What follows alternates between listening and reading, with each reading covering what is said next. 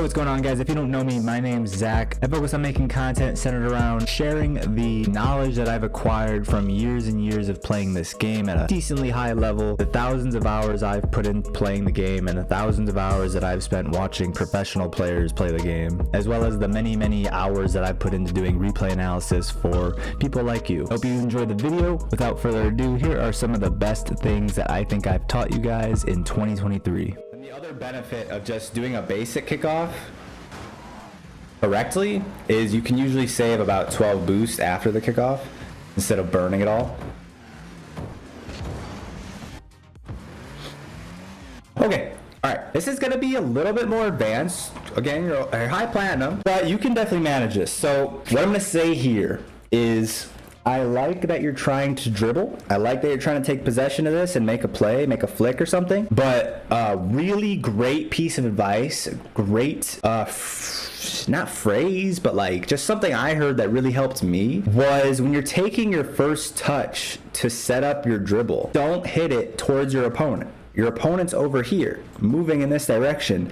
And so you're cutting around the ball and literally taking your first touch towards him, which will give him the opportunity to come and challenge you. You see what I'm saying? So you don't want to take your first touch towards your opponent. Instead, let the ball roll out a little bit more. Take your touch more in this direction. The ball will then land over here in more space. You've got this, you maintain your spacing between you and the opponent, right? By not touching the ball towards your opponent, you maintain your spacing to where he still can't challenge you. And then from that position, can you imagine that? Can you imagine what you're setting up with that touch in this direction? What you're setting up is a chance for like a bounce dribble, is a chance for it just off the first touch. You get a little bounce on the ball gets a little bounce, you're off to the side and you power shot it on the bounce. You do, I think Johnny Boy, the EU brethren call it a half volley, right? A half volley is when the ball is bouncing and you shoot it off the bounce. It bounces. As it's bouncing up, you're shooting the ball. So instead of cutting it straight at the defender, where you're now closing the distance between you and the defender, that's not what you want to do, because that gives him the opportunity to come challenge you. Take a little touch. It's going to roll slightly more this direction. Actually, let me just play it out a little bit longer. Boom. Instead of wrapping in front of the ball, you came up slightly more at this angle. You get a little bounce on the ball, and as it bounces here, you're diagonal flipping into the ball with the corner of your car, and you're getting a lot of power. That's called the bounce dribble, and it's super effective because that half volley shot, that's how you get the most power, or more power on your shots, is hitting the ball right after it bounces. Not only that, but if you actually also take this touch in this direction, again, away from your opponent to where they can't challenge because there's too much space, they can get cut at any point in time, you've given yourself so many more options. You can take the bounce, shot, the half volley shot, the bounce dribble. Your second option then becomes, okay, I'm watching him as it's rolling across this direction. If he comes and challenges, then boom, you cut it around him. He's flying out of the play. You've got all day to finish your open net shot. You see Flakes do that all the time. He preaches the power slide cut. Or another super useful, pretty easy to pull off is the hook shot. As it's rolling around this way, you wind up your hook shot and boom, you just literally drive into the side of the ball as it's rolling across, and you get a ton of power off the hook shot. So those are three things you can definitely practice in training. And I do like that you're putting pressure here, because either you or your teammate do need to put pressure here, and it looks like you're in a much just more logical position here versus your teammate to throw in this challenge. The only thing is, you got to recognize that he's in a flickable position, and when your opponent's got the ball in a flickable position, you're almost never going to win the challenge when you challenge. So your goal here is not to dunk your opponent. Your goal here is not to hit the ball. Your goal here is just to make your opponent flick it, right? You know that they want to flick it. You see that he can flick it. That's your goal. Make him flick it, because that flick dispossesses him. He dispossesses himself when he flicks the ball. Your teammate should be in position to clear the ball to a safe position or take possession of the ball after he flicks it. So your job here is just to bait the flick. So what that means is you don't even have to jump here. You don't have to dive. You can stay grounded, just drive up to him, and you're pretty much fake challenging. You can drive challenge, you can go for the bump, or you can just drive up to him and turn away and start rotating back. It's going to make your recovery a lot faster. You don't take yourself out of the play for this challenge. and you've done your job. You've baited the flick, you've gotten him to give away possession, and then it's up to your teammate to be in position to clear the ball, either, however he has to clear it to pretty much take possession of it afterwards. So notice you dive here when he was already set up for the flick. It was easy for him to beat you. You didn't need to dive, and now you're out of the play for a lot longer than if you had just driven up to him, gone for the drive challenge, which is where you just drive at him, go for the bump, go for the demo, and then drive away. So either of those keep you on the ground, get you recovered faster. And had you not been so out of the play on this challenge, this wouldn't have been a goal against you. So just drive up here. You would have been already turning back, already at midfield at this point in time. You're at midfield, rotating into your net at the far post. This touch comes through, and bam, you're there for it. You're there for it all day, every day. All right, let's get into it. GC1 3v3. I love it. See how it's looking. Are you partied up here? It's all solo queue. Okay, instantly right away I'm gonna say, now I'm sure your teammate probably called off to your right. He probably called need boost. If not though, typically the person who is actually not typically 100%, this kickoff is scuffed. So this player off to your right is going for the corner boost, and you're cheating up. It should actually be the opposite. I'm sure some of you know why, but for those of you who don't, you always want to grab the boost behind the player doing the kickoff. Reason being, as I've stated many times in the past, as this player does the kickoff with their momentum going in this direction, more often than not, they land over on this side of the ball, on this side of the field. And with that said, the rotation is going to carry them around the field in this direction. So if they get beat to this boost here, and they have to go all the way back for their other corner boost, well, guess what? This player this player moving in that direction, taking that boost, has now boost starved his opponent who's coming from the kickoff. Whereas if you had taken the boost over here and he cheated up, that boost back there would be available. You'd still have someone cheating up, and your kickoff player wouldn't be boost starved. So just to summarize, you always want to be grabbing the boost behind the player doing the kickoff, so that after kickoff, they aren't boost starved on the rotation back to third man. So if this player should cheat up, you should go for the boost. You should go for the boost, obviously, because you're the closest one to the boost. You can get there first. It wouldn't make sense for him to go for the boost because it's going to take him longer to get there.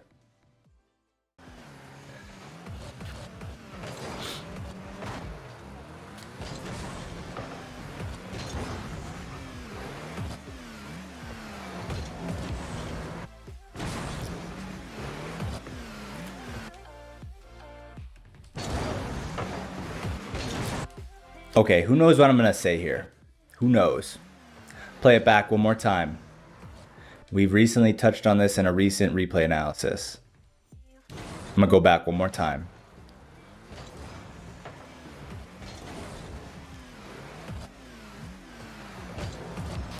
Who knows what I'm going to say there?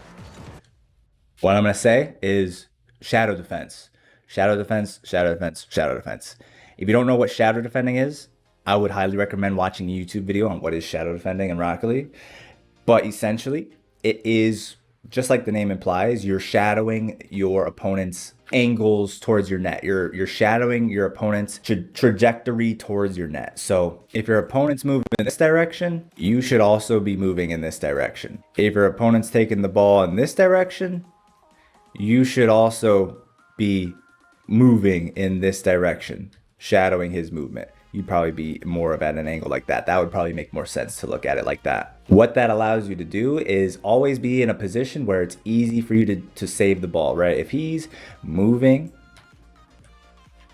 in this angle and takes a shot, and you're positioned like this, shadowing, facing the same direction as his play, and the shot comes towards net, well, guess what? You're already lined up. All you got to do is jump up and push it towards the corner. If he's moving in this direction and cuts it in field and then tries going this direction, and you are shadowing that the whole time, bam, shadowing, bam, he tries to cut it here, bam, you're shadowing, and then he tries to shoot towards your net, look at that, you're already in position, you jump up, force it towards your corner. But if you're crossed up I like to call it crossed up, where you're approaching at this angle, he's moving at this angle.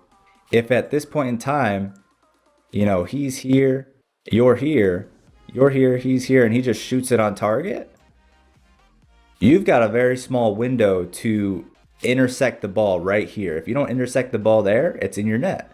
If he's approaching in this direction, you're approaching in this direction, and he gets around the ball and cuts it in this direction, well, now you find yourself all the way out here, and he's all the way out here with the ball now. He's out here with the ball, you're over here defending, and now he has an open shot. So that's why shadow defending is better. It shuts down all his options to outplay you, and all you have to do is wait for the shot, or wait for the miss, or wait for him to lose control of the ball, and then capitalize. Save the shot, force it to your corner. Dunk him, dispossess him when he loses control. But none of that is possible if you don't set up the shadow defense. So this actually needed to be set up right here. At this point in time, this is where you need to recognize, okay, this is about to be a one-on-one or a 2v1. I need to put myself in a good defending position. I need to shadow defend. Bam. This is a breakaway. Your opponent's about to break away with this ball. You should move in this direction, which does two things. It serves as a fake challenge. Your opponent's not sure if you're about to come challenge the ball, so they are most likely or very likely to just hit the ball away, hit the ball in this direction, thinking that you're about to try to challenge here. At which point you say, okay, thank you very much. You've dispossessed yourself. I'm just going to collect this ball, bring it to my corner, reset out of my corner like you tried to do earlier very well. Free ball. Take it to the corner, either corner. You can take it to the close corner or you can take it across to the far corner. Either one's a good play. And you have a free ball because you fake challenged and he threw it away, which happens very often if you do that fake challenge. It's a very powerful tool. But if you fake challenge here and he doesn't fall for it, he doesn't immediately hit it away from himself to where you can collect it, then that doubles up as putting yourself in a shadow position. He's moving in this direction, and now you are nice and lined up for your shadow defense. Okay. You are definitely very aggressive, and not the most control-oriented player, but it hasn't been too bad so far. And the one thing I'm going to say here is after this, again, you're on 0 boost. Your offensive play is over. You shouldn't have the next touch on the ball, right? When it goes this direction here,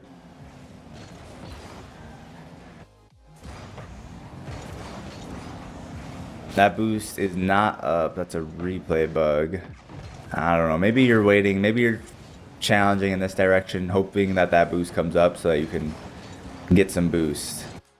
But again, remember that when you are putting yourself on the ball, your teammates are likely not also going to go for the ball, right? Your teammates behind you, seeing you rotate in this direction as if you're going to challenge the ball, means that your teammates who have a much better angle on the play in this direction or in this direction, quite possibly are not going to take that challenge, which is a much better challenge. You would much rather your teammates challenge from one of these two angles than you challenge the ball here.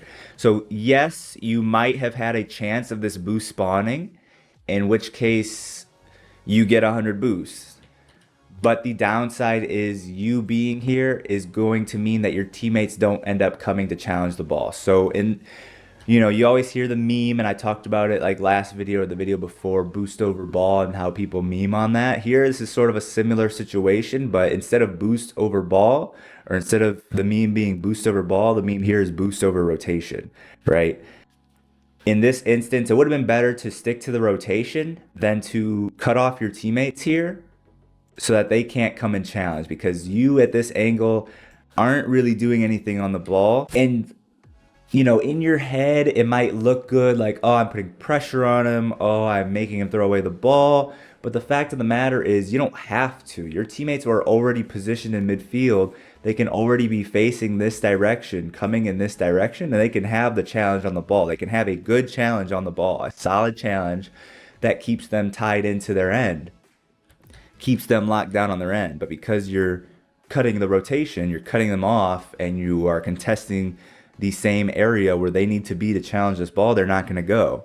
So going back one more time, you see here your teammate Venom is in position, or or random, either one of them. Let's see them.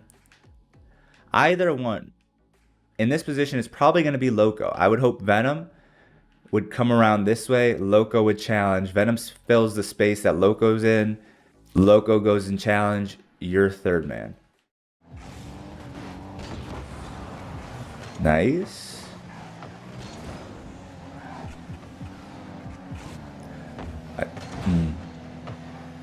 I'm assuming that guy grabbed that.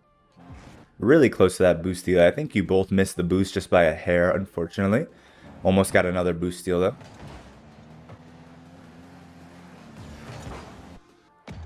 Now one thing I'm looking at here is I do want to see you rotate out here, right? I do want to see you. You're not going for this ball, right? This is going up here and then up here. At no point are you ever going for this ball. You know that. I know that. Everyone watching knows that. This is never your ball. So instead of rotating into the play here, right, like this, instead of rotating into the play back to your corner where you are sort of in your teammate's way, right? If your teammate wants to come and challenge this and he drives up this way or aerials up this way to challenge for a little bit, you're both going to be contesting the same area. And in 3v3 especially, that's a big no-no, contesting the same area. And it will cause a lot of hesitation in your teammates if you are putting them in a position where if they go for the ball, they're going to be contesting the same area as you. So if you are rotating into the play and you're noticing your teammates not going for the ball, well, that's exactly why, because they don't want to put themselves in the same area, because 150-50 that he loses means that the ball is past both of you. So instead, what I want to see you do here, as soon as you realize you're not ever planning on going for this ball, rotate out this direction, pick up these pads. As you rotate back around towards the net, you could probably have 60, 70 boosts. By the time you get back to net, your teammate can come and challenge the ball, and you can be following up behind him. Actually, one more time. I gotta go even a little further. See where random's at this point. Coming from your corner, most likely. I would actually like to see random let you go for this ball, because you're zero boost. You're not going to be much use in the net here. So if you're zero boost, one of the most useful things you can do is just make yourself a fake challenge, right? Put yourself in a position, just flip towards the ball. Even if you get beat, you're forcing him to play it past you, and random has plenty of boost, presumably at this point in time, because I think he took the opportunity to go grab the corner boost behind you. That's why it took him so long to get here now. But yeah, once it took him so long to get here, and it's pretty much neutral, it's pretty much even, whether you or him go for the ball, you're going to arrive there pretty much at the same time. I would prefer the person with zero boost to go. One, because like I said, you can be the fake challenge. You can be the person that forces Free Coast to throw away the ball to the player, who then can make a play with boost. And you're much more useful defending with boost than without. But also there's the opportunity that this boost actually spawns on your way to go fake challenge, and you'll get boost and you'll be boosted up. And now you'll both have boost instead of just one of you having boost. So two reasons there why I would have preferred random to let you go. A lot of the time, the most useful thing you can do on low boost or on zero boost is just be the person that forces them to throw away the ball. And simultaneously, you're giving yourself the opportunity to pick up a spawning 100 boost. Bam, there it is right there. You probably would have gotten that.